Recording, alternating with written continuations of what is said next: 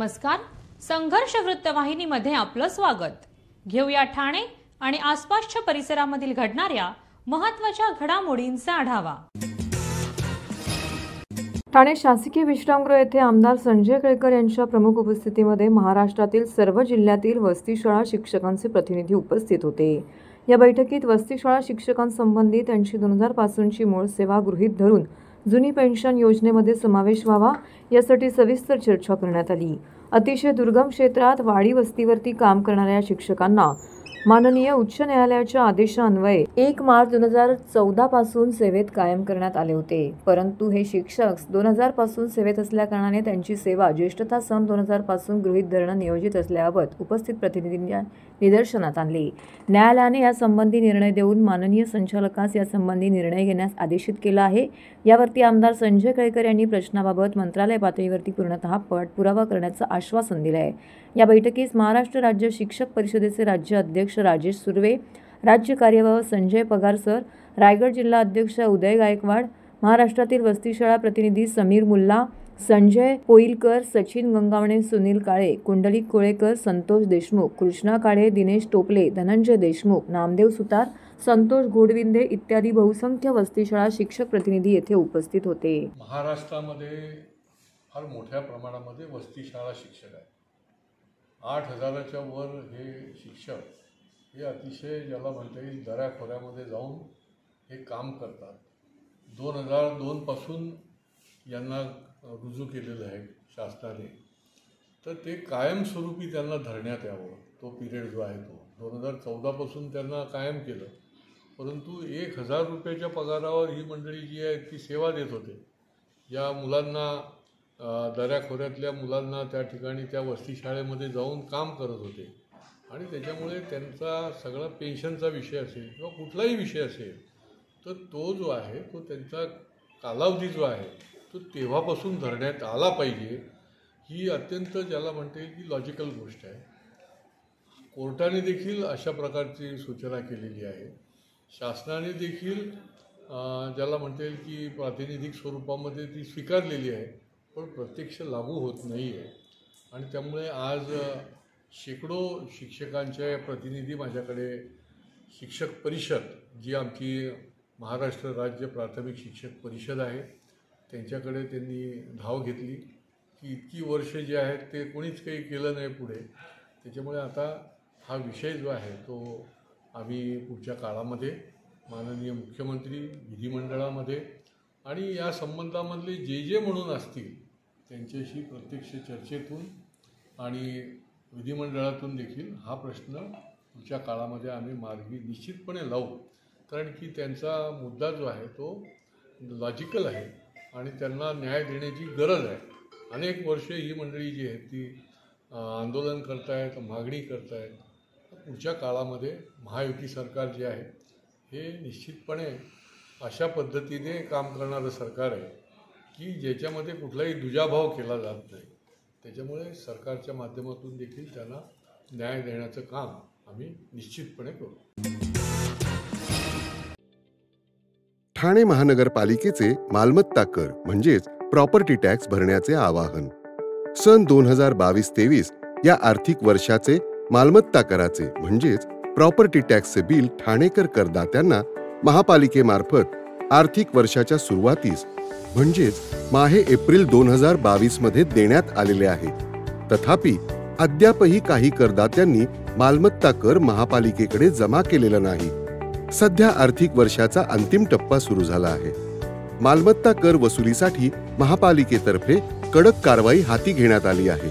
या अंतर्गत जंगम मालमत्ता, टीव्ही, फ्रीज, वाहन व इतर जप्त करणे तसेच स्थावर मालमत्ता वॉरंट बजावून जप्त करण्यात येत असून मालमत्तेचा जाहीर विक्रीद्वारे लिलाव करून कराची रक्कम वसूल करण्यात येत आहे. मालमत्तेस पाणी पुरवठा करण्यात येणारे नळ संयोजन खंडित करण्यात येत आहेत.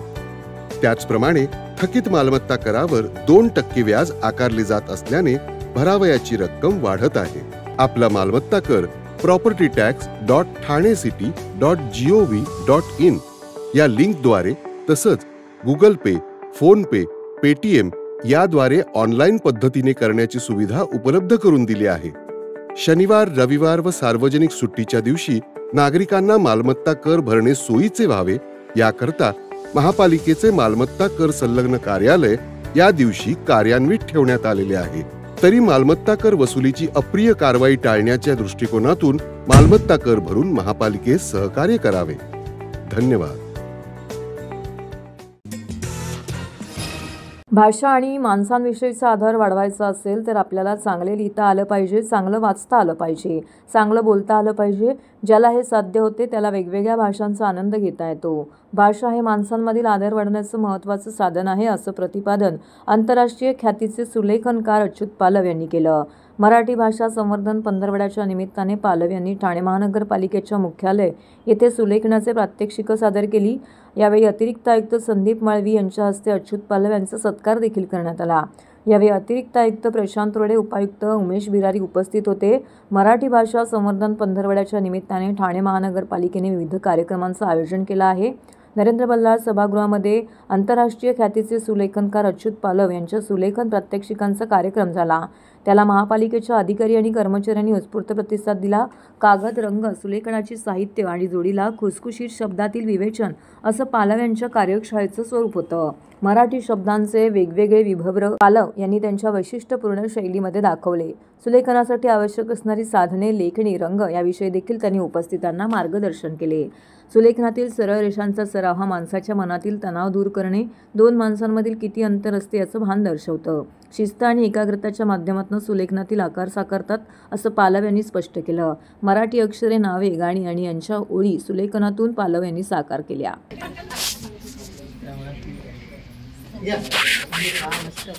सर इकडे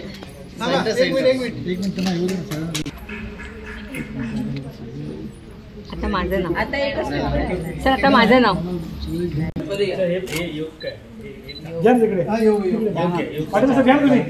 पाठीशी असतात.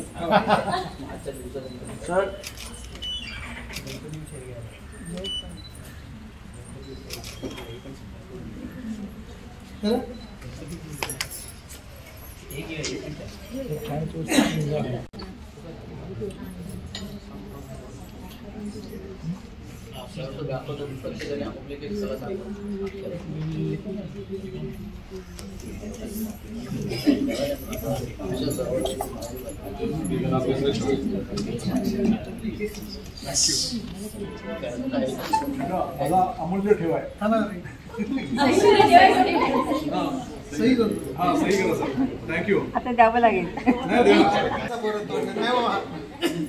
माझी अर्चना होणार नाही.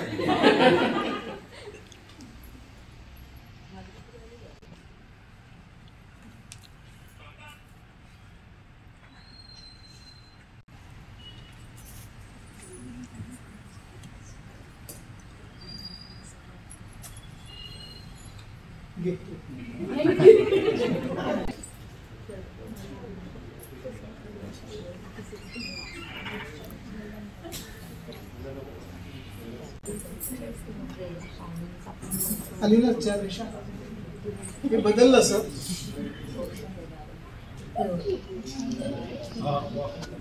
1 2 3 4 5 6 7 8 9 एका ट्यून मध्ये किती काम करता येतं असं केलं.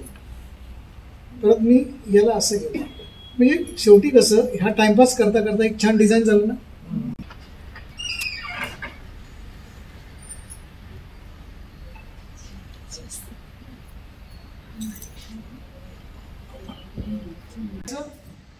आणि रेषा मारत बसायचं. वेड्या वाकड्या वेड्या वाकड्या वेड्या वाकड्या. ती खरी गंमत असते. शेठ नानजीबाई खिमजीबाई ठक्कर ठाणावाला कॉलेजच्या जिमखाना समितीच्या वतीने आंतरमहाविद्यालयीन क्रीडा महोत्सव आयोजित केला होता. शेठ नानजीबाई खिमजीबाई ठक्कर ठाणावाला कॉलेज, शेठ टीजे एज्युकेशन सोसायटी 21 आणि 22 जानेवारी रोजी आपला वार्षिक आंतरमहाविद्यालयीन क्रीडा महोत्सव यशस्वीरित्या आयोजित केला. 40हून अधिक महाविद्यालय तर 400हून अधिक विद्यार्थ्यांनी याच्यामध्ये सहभाग नोंदवला. या कार्यक्रमात इंडोर आणि मैदानी अशा दोन्ही प्रकारच्या स्पर्धात्मक खेळांची श्रेणी दर्शवली गेली. इंडोर गेम्समध्ये कॅरम, बुद्धिबळ, टेबल टेनिसचा समावेश होता. पुरुष आणि महिला अशा दोन्ही प्रकारांमध्ये या स्पर्धा संपन्न झाल्या. मैदानी खेळांमध्ये क्रिकेट आणि हँडबॉल यांचा समावेश होता. 2 दिवस चालणाऱ्या या महोत्सवामध्ये संपूर्ण प्रदेशातील विद्यार्थ्यांचा क्रीडा कौशल्याचे प्रदर्शन करणाऱ्या उत्साही सहभागाचा साक्षीदार झाला. उद्घाटन समारंभास मुंबई विद्यापीठाचे क्रीडा संचालक डॉक्टर मनोजेंद्र रेड्डी, प्राचार्य डॉक्टर दिलीप एम पाटील, उपप्राचार्य डॉक्टर मनोशी बागाची, क्रीडा संचालक वैभव पवार, जिमखान्याचे प्राध्यापक इत्यादी मान्यवर उपस्थित होते. किरण मोरे ज्यांनी सर्वांचे खेळाच्या वाढीसाठी आणि विद्यार्थ्यांच्या सहभागासाठी आपला पाठिंबा इथे व्यक्त केला. या फेस्टिवलच्या माध्यमातून शैक्षणिक समुदायांमध्ये शारीरिक तंदुरुस्ती आणि सांघिक कार्याचं महत्त्व बळकट करून सहभागींमध्ये खेळाडू वृत्ती आणि सौहार्द वाढवण्याकरिता एक उत्कृष्ट व्यासपीठ प्रदान केलं. NKT कॉलेज आणि आयोजित केलेल्या क्रीडा महोत्सव या कार्यक्रमासाठी आज उपस्थित होतो.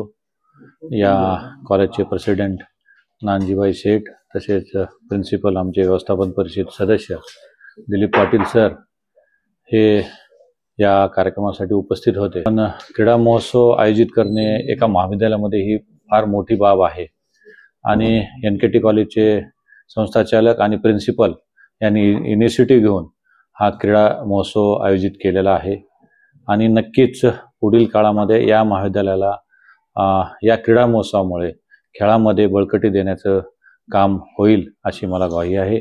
धन्यवाद. जय भगवान.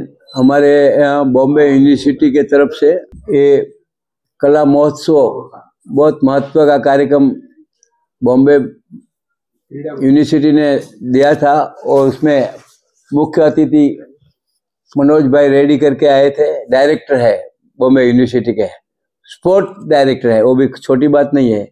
वो आए थे और विद्यार्थी भी हजारों की संख्या में थे और साथ साथ में अभी वो क्रिकेट और भी जो क्रीड़ा की खेल की रमत है, क्योंकि जनरल नॉलेज भी जरूरत है. शिक्षण का तो जरूरत है, उसमें दो मत नहीं है, मगर सरस्वती के साथ साथ में जनरल नॉलेज भी जरूरत है. और जितना जनरल नॉलेज लेगा उतना मुझे लगता है विद्यार्थी को फायदा होगा. क्योंकि आजकल तो नौकरी में भी पूछते हैं कि और क्या हॉबी है आपके पास. वो हॉबी होगी तो नौकरी मिलती है, खाली एकदम शिक्षण से भी नौकरी नहीं मिलती है. तो सभी ने ध्यान रखना चाहिए. पहले हम लोग गावड़े में भी खेलते थे और उसमें योगा है और कुछ भी है, तो खेलने से क्या होता है, शरीर भी अच्छा होता है और साथ में तंदुरुस्ती रहती है और साथ साथ में शिक्षण को भी प्रभाव पड़ता है उसका. जब हम लोग मेहनत करेंगे तो उसके ऊपर शरीर भी चोखा हो जाता है, परसेवा निकल जाता है और उससे फायदा होता है शिक्षक में भी और साथ में कला में तो फायदा है ही कि जिससे अपना शरीर एकदम साफ रहता है और एकदम तंदुरुस्ती आ जाती है, तो उसका बहुत फायदा होता है. तो ये हमारे कल भी 2 दिन के पहले भी कला महोत्सव हो गया, उसमें 1400 बच्चे ने भाग लिया, 50 कॉलेज ने. छोटी बात नहीं है, बहुत बड़ी बात है. कोकणी माणसाच्या जीवावरती कोकणातील 39 पैकी 35 जागा महायुतीने जिंकल्या, तेव्हा येणाऱ्या काळात कोकणातील खाद्यसंस्कृती, काजू, शेतमालाच्या उद्योगाला ग्लोबल मार्केट मिळावं यासाठी कोकणासाठी महामंडळाची फलश्रुती लवकरच दिसेल, अशी ग्वाही भाजपा प्रदेश कार्यकारिणी अध्यक्ष आमदार रवींद्र चव्हाण यांनी दिली. कोकण ग्रामविकास मंडळातर्फे ठाण्याच्या शिवाईनगर उन्नती गार्डन मैदानामध्ये आयोजित मालवणी महोत्सवामध्ये नागरिकांनी मोठ्या संख्येने उपस्थिती लावून या महोत्सवाचा आनंद घेतला. मालवणी महोत्सवाला सायंकाळी भाजपाचे प्रदेश कार्यकारिणी अध्यक्ष रवींद्र चव्हाण यांनी भेट दिली. या प्रसंगी आमदार संजय केळकर, भाजपा ठाणे जिल्हाध्यक्ष संजय वाघुले, मालवणी महोत्सवाचे आयोजक सीताराम राणे, परिवहन सदस्य विकास पाटील, मंडळाचे विनोद देसाई, संदीप शिंदे उपस्थित होते. यावेळी या महोत्सवातील विविध स्टॉल्सला त्यांनी भेट दिली. यावेळी त्यांनी तत्कालीन मुख्यमंत्री कोकणाच्या विकासासाठी एक महामंडळ स्थापन करण्याची आखणी सुरू केलेली आहे, असं त्यांनी म्हटलंय. येणाऱ्या काळात कोकणातील खाद्यसंस्कृतीला उत्तम काजूमालाचा उद्योग काजू शेतमालाचा उद्योग व्यवसायाला ग्लोबल मार्केट मिळावं अशी तरतूद देखील त्या महामंडळात केलेली आहे. त्याचबरोबर सरकारच्या माध्यमातून यासाठी निधी उपलब्ध करून जगाच्या पाठीवर जाता येईल अशी संधी देखील उपलब्ध होणार आहे. या महत्त्वाकांक्षी उपक्रमाला मुख्यमंत्री देवेंद्र फडणवीस, उपमुख्यमंत्री एकनाथ शिंदे आणि अजितदादा पवार हे तिघेही कटिबद्ध असून त्याची फलश्रुती लवकरच दिसेल अशी ग्वाही रवींद्र चव्हाण यांनी दिली. सर्वांनी या कार्यक्रमाला भेट दिली. आज पहिल्यांदा बाप्पाचा हे 26 वर्ष आहे. साहेब, आपल्याला माहित आहे की हा महोत्सव सुरू करताना त्यामध्ये काहीतरी विचार होते की कोकणातल्या माणसाला मुंबईसारख्या, पुण्यासारख्या, ठाण्यासारख्या मोठ्या शहरामध्ये आमच्या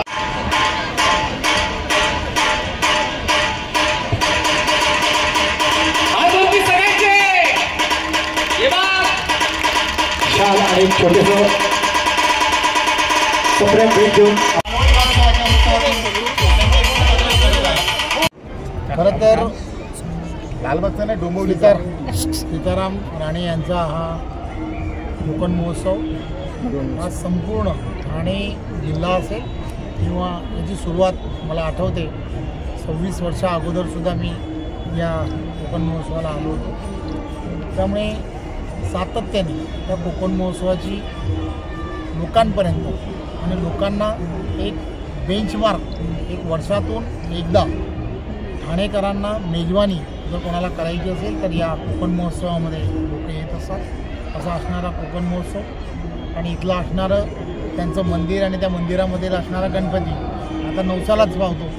त्यामुळे अनेकांना इथे आल्यानंतर वेगवेगळ्या पद्धतीची प्रचिती मिळाली आहे, मलासुद्धा मिळाली आहे.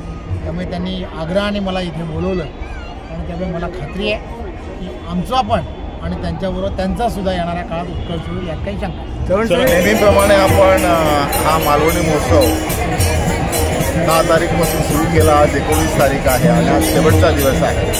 आमच्या मालवणी महोत्सवातल्या गणपती बाप्पाच्या आशीर्वादाने कुठलाही विघ्न न होता, कुठलाही वादविवाद न होता, कुठलाही प्रॉब्लेम न येता हा महोत्सव आज 10 दिवसाचा संपन्न झाला आहे. आज त्याचा शेवटचा दिवस आहे. आज समारोप होईल.